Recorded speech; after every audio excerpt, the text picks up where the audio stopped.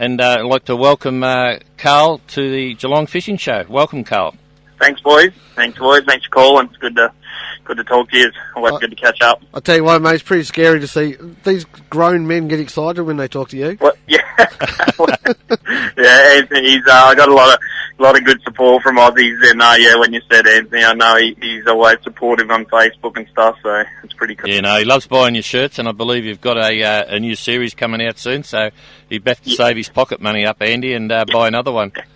Yeah, that'll be good. We've organised. That went really well for me last year, and it should be good. Aussies want to show the support, and for when I'm fishing over there. So hopefully I'll have this year's jersey ready to go soon, which will be a big help to get me back there as well. Now, Carl, you've got little or no recognition, which is just normal for a lot of our sportsmen these days in Australia. That you're probably more well known over there now on the bass circuit than what you are in Australia. Yeah. And next year, you're the first Aussie to qualify for what is the top level, is the Bassmaster Elite Series in the USA. Yep. And it's rather expensive to compete, although there's big money up for grabs in this competition. Yeah. It's very costly to sort of enter, travel around, and also your entry fees. Like, what's your entry fee for the first competition? For the 8 event, well, it's $43,000 just for the Elite Series entry fees for the year. So pretty much, I want to fish two of the Open Series and the Elite Series, and the entry fees for those, which is 14 tournaments for the year. It'd be $68,000 just in entry. Yeah, that's incredible. And you're trying to raise some support now, or you're getting a lot of support. But if they go to your website, I suppose it's carljocumsen.com, or you've got another one there, Carl Jocumsen Crowdfunding Campaign 2015. If they Google that up, or get on Facebook. Yep, Facebook's the best place. Facebook, yep. Yep. So we've got some because of the support has been so good with the Aussie support, and we've started a crowdfunding campaign, and my sponsors have kind of got together and got some really good incentives. So when we get it launched, it's going to be, if you donate, you're going to actually get something back for your donation as well. So we're only a few days away from launching it. So at the moment, with I thought it was going to get a lot easier when I made the elites, because being the first Aussie to do it, but because of the expenses and stuff, it's gotten a lot harder because of the money that you need to have just to be able to compete. So I'm working strongly on it, and I've got a lot of good sponsors and supporters, and I just got to keep plugging away at it and make it happen. But every little bit of help will be huge for me. Yeah, you've done a fantastic job so far, because people just don't realise, one, how big America is, and your travelling you do. Just some idea, what sort of mileage would you do, we're talking American terms now, in doing a series over there? Next year, 8 of the 8 Elite Series tournaments go from the Sabine River on the Texas coast, pretty much, and then the next tournament is out of Sacramento in California, on the California Delta.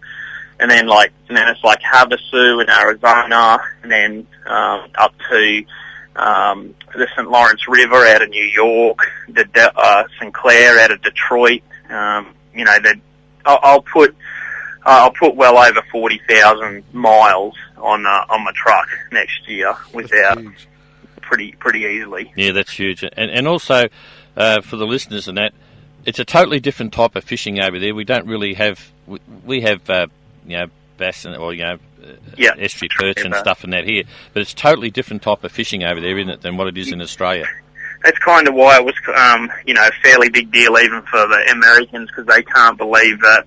I'm the first Australian to ever make the Elite Series, but I'm the first person to ever make it that comes from a country that doesn't have largemouth or smallmouth, and they sort of can't believe it, because they fish for that species their whole life, and their dad and their granddad and right through the chain just lived and breathed bass, largemouth bass. That's what they do, and so I'm going against guys that have just lived and breathed it their whole life, and the fish is like no other, and nothing I've ever chased before. So 4 years ago I started from scratch. I had to wipe everything I know and totally change everything what I've done. But like my Australian fishing really, gave me a solid base, and because I've done so much all-round fishing for barramundi, bream, yellowbelly, cod, bass, I never just stuck with bass. And when you kind of put all of those species together, it almost makes a largemouth. Yeah. They're very,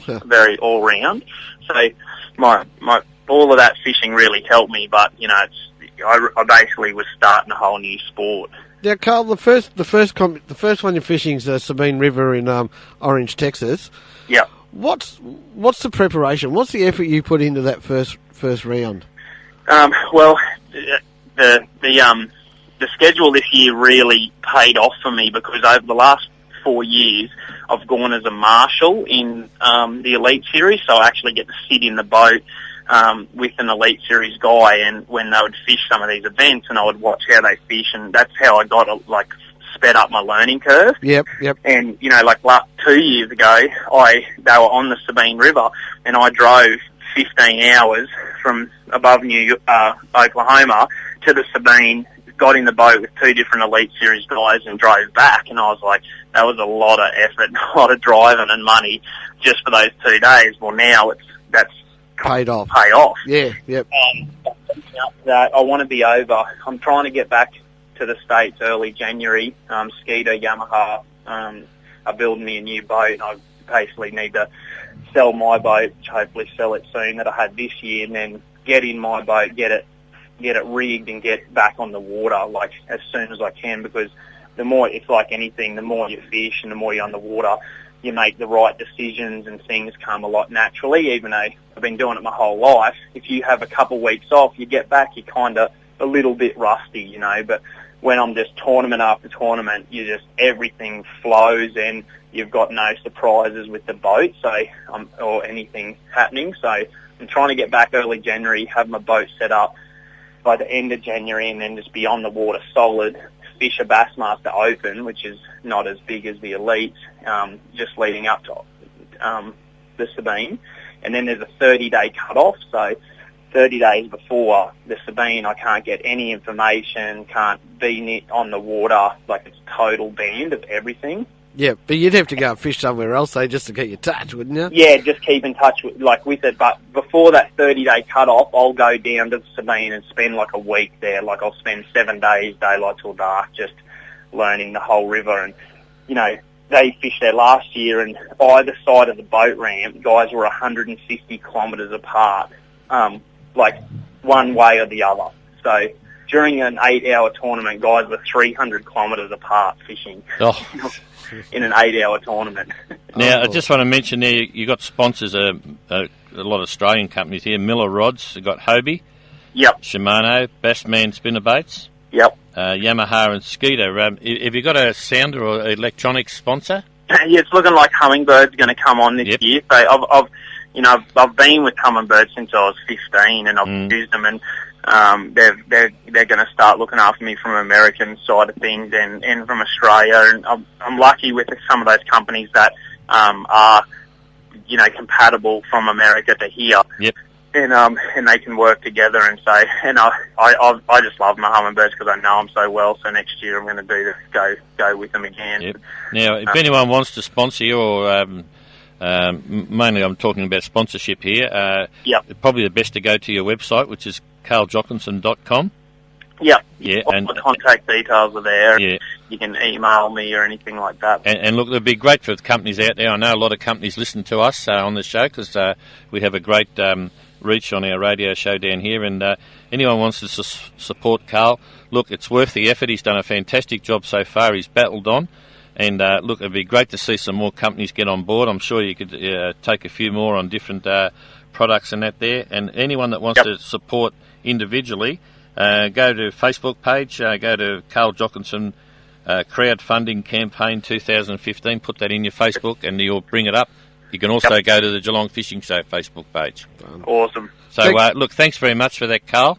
Too easy. Appreciate it. All the best, and look, we'll keep in contact with you and we'll have a chat to you before you head back over there. Yeah, that sounds good. And we'd love to get a contact with you so we can talk to you over there sometime, because I know the timing works out perfect in most of the places you are over there. Because I'm guessing now you're that big, mate, you got your own media people, have you? What? Yeah. Yeah. No, look, it's fantastic talking to you, and thanks for taking the time. Enjoy your stay in Australia, and Yep. get back there in January and smash them, mate. Yeah, I'm gonna. Cheers, mate. Best of luck. Thanks, Carl. Bye.